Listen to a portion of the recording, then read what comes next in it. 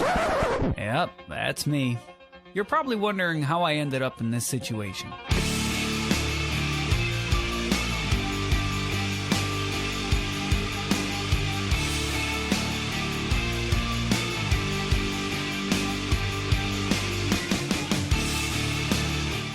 What is going on, guys? Welcome back to the channel. We are going to be reviewing something a little bit different today. We have a mini budget drone. Now, I'm not going to go too in depth on all the specs and features of this drone, but there are some main points that I want to make you guys aware of when looking to buy your first drone. So stay tuned. Also, if you're looking to see if you were a winner of one of the ARRMA RC cars, stick around to the end of the video. I'll be announcing both winners at the end of this video if you entered yourself in my last video. So if you didn't know about that giveaway, make sure you like and subscribe to the channel because I'm going to be doing a ton more giveaways in the future. What we have today is the BWINE F7 Mini. This one just came out. This is new for 2022, and I thought it would be interesting to put it against a comparably priced drone from DJI that came out almost 5 years ago. This is the DJI Mavic Air, and since this drone came out, they've probably put out 20 different renditions of this between the Mavic Pros, the Mavic Mini 2S, the Minis, all Mavic Airs. This one, brand new full price, is about $280. They have some sales going on Amazon right now for $50 off, so I think it comes in at about 240 bucks. But I want to let you guys know that a lot of these budget drones that say Ultra 4K, shoot high super resolution, they're missing a main component of what makes a drone a really quality drone when it comes to photography and video. So I definitely want to show you what comes in the package with this drone, because it does come with a lot of cool things and does have a lot of good features that I thought were pretty impressive. But there's one thing that this drone doesn't have that I think is going to kill a lot of budget RC drones that you can see on Amazon. So this is the drone itself. You get your little carrying case that comes with everything there, and it's supposed to shoot up to 4K. And I think that's a pretty bold claim because I've seen some other reviews on this drone and I don't think it's worth the money. I hate to jump to conclusions, but I want to show you guys what I'm talking about. So this thing is under 250 grams, so you don't need to register or anything, but so it will support a micro SD card on the side there. I'll see if I can pull some footage off this thing once we get it going, but you also get 2 batteries. They come with a micro USB charger on the side, so you just charge them up. They got little LEDs to tell you how much they are charged or discharged. I will say the big thing right off the bat is that this thing feels very light. It feels very cheap. Now, even though the Mavic Air is 5 years old and is made basically out of the same materials, it's got a lot more weight to it. This thing feels better built than this one. They are about the same size. You can see here, this one folds up. This drone does have little brushless motors on it, as well as the DJI one. You also get a little remote here. The remote feels kind of cheap. Not the greatest feeling remote. You can see it's got a little connector here for your phone. Also have little feet on it so you can hold it like that. You got a picture button, a video button, a little on-off switch right there. Again, very cheap feeling. I'm not very impressed so far. Both drones have an app that you download on your phone. You use the DJI Go2 app with the Mavic Air, and you use the BWINE app with this drone. Phone in there like so that locks into place like that.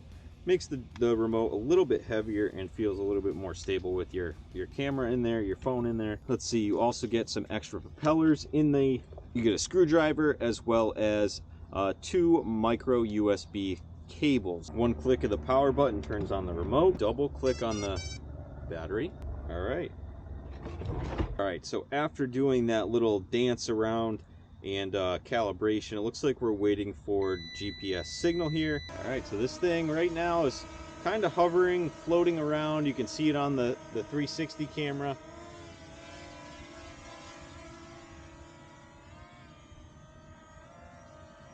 There we are.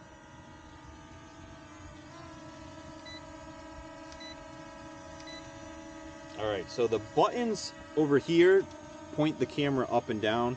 Unlike the Mavic Mini, or Mavic Air, it is a scroll wheel on the side of the remote, which makes for a lot smoother video.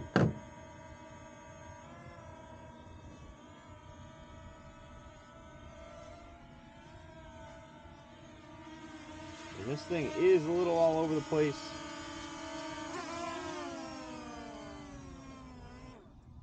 Alright, we turned it off.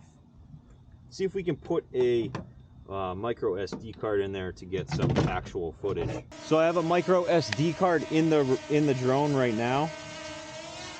And whoa, watching this thing on the screen is very disorienting because the main component that this drone doesn't have that a really good camera drone has is a gimbal. There's no gimbal on this drone, and a lot of the drones that you're going to see on Amazon do not have a gimbal, and that makes for really steady footage, and it makes a drone like this almost unusable when it comes to usable footage. If you're buying a drone that has 4K capability, if it doesn't have a gimbal, the footage is unusable. I mean, we're looking at it on the screen right here. I'll superimpose some footage that hopefully saves to the memory card, but I mean, you can't use this at all. Let's see, I guess we'll go into the features here and see if we can make sure it's shooting in 4K. We'll turn off beginner mode. Track. Alright, so I'm having a little bit of trouble scrolling through the menu here. Not looking good there. Play full screen, no. Alright, so the app is, there we go. Okay. Features, which the DJI drone also has. So I was really having a hard time trying to figure out how to shoot in 4K, and after reading that Amazon description, it doesn't look like this drone actually shoots in 4K. Granted, it does fly, it flies pretty well, but there's no obstacle avoidance either. Like I said, it does fly okay. I guess let's stop the footage and let's try and take a picture. Alright, so it is drifting all over the place even though it has GPS hold. You can move the camera down. You can see it's very glitchy. Almost don't really know what you're looking at. A little bit of the sky in there as well for dynamic range. You can see the highlights are kind of blown out. You do have your battery. I mean, I can try and make this footage cinematic by going very slow, but without a gimbal, this footage is useless for someone like me. Like I said, if I'm buying a drone that advertises high quality camera footage, I want it to have high quality camera footage that I can use. You can see when you go forward, since the camera has no gimbal on it, the camera tilts down with the drone and you get very shaky footage. You can see it flying all over the place here on the 360 camera. It is fairly stable.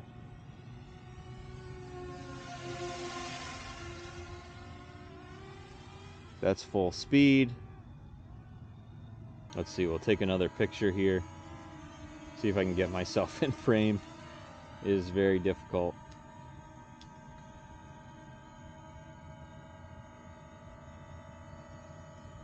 Alright, I mean, I think I took it. Like I said, it's fairly nimble. It's just that camera is the big sticking point for me. Let's see if I can grab it here. Alright, it seems to be floating away again. Does have that auto off feature, which is good. Alright, so I guess we can test out a couple of the features of this drone. Whoa, got a mind of its own here. Alright, so it should have positioning lock. So let's see if we can use like the follow me feature, GPS follow me. Let's click that. Try the follow me feature, which doesn't seem to be working. I'm not sure how you do that.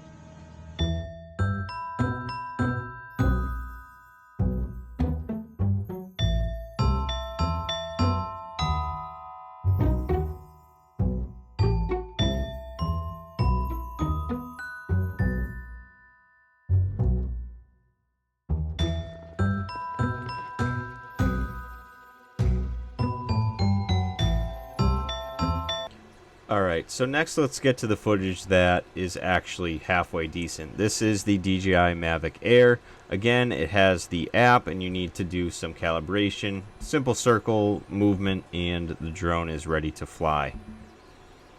So like I said before, this drone flies pretty similar to the BWINE F7, but the main feature is the gimbal that's really going to set this drone apart.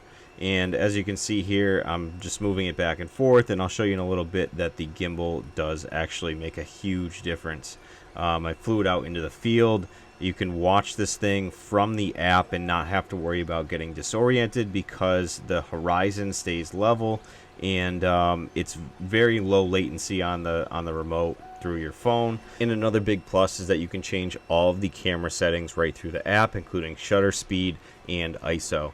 So this is footage that I took from the SD card from the Mavic Air, and I shot it in the 2.7K, which is similar to what the F7 Mini was shooting in, but you can see how the horizon is completely steady and the footage is super buttery smooth, very cinematic, and you could definitely use this for social media or Instagram, YouTube. You can use this in real estate videos, and this footage looks really, really good. Again, this is all on the drone. You can see here I'm panning nice and smooth, and it looks great in camera. Another thing we can look at is the image quality. This is the JPEG from the Mavic Air. Again, the Mavic Air shoots raw images. You can do both, and that really helps with dynamic range, and you can get even a printable image out of this older drone. I'll show you a little comparison to the F7 here, and it's night and day. You can see it's distorted and the aspect ratio is all wonky, and it kind of compresses the image a bit. It isn't that bad of an image, but I don't think I would print something from this drone like I would from the Mavic. So this right here is the money maker that makes a drone good. You can see here as I move the drone back and forth, even up and down like this, the camera stays level with the horizon. That's going to be huge when you're in windy scenarios or you're just moving the drone around pretty quickly. It's going to get rid of all of the jitter in the footage. As you can see, even though the BWINE drone is very similar in design, there's no gimbal. So this camera is very rigid and doesn't move around with the drone. This one, you can see it's super stable.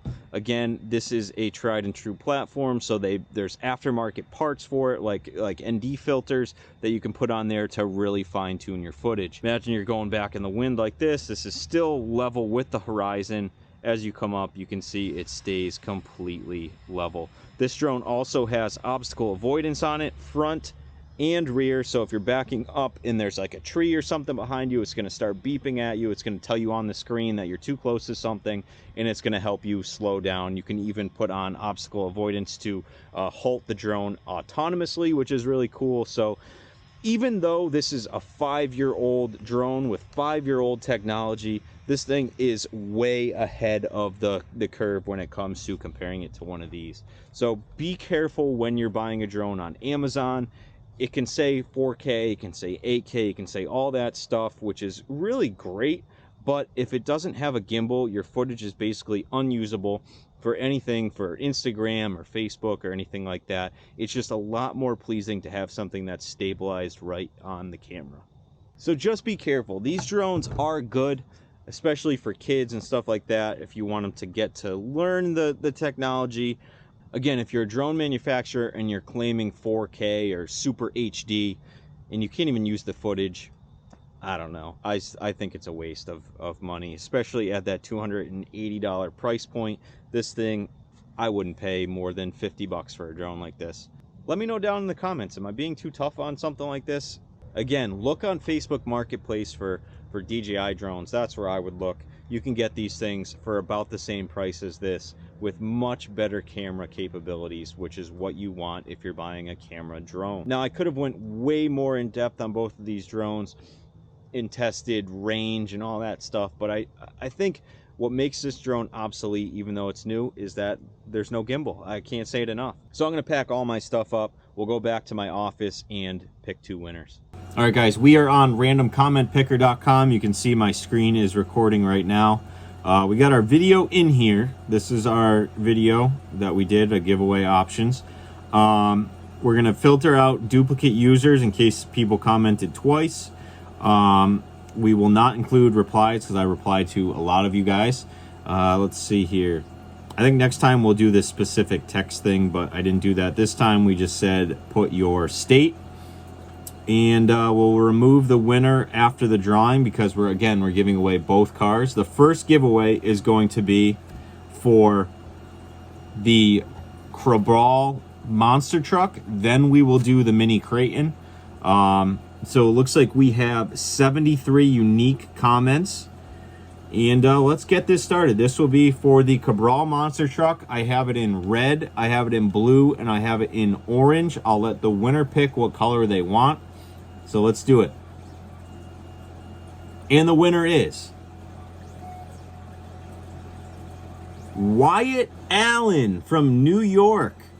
All right, thanks for entering the contest. I will be in contact with you, Wyatt, via the comments down below. Make sure it doesn't say Telegram. Make sure it comes from me. I'll probably have you email me or something like that, and we'll go back and forth. So congrats to Wyatt on the ARRMA, or I think it's the Cabral monster truck.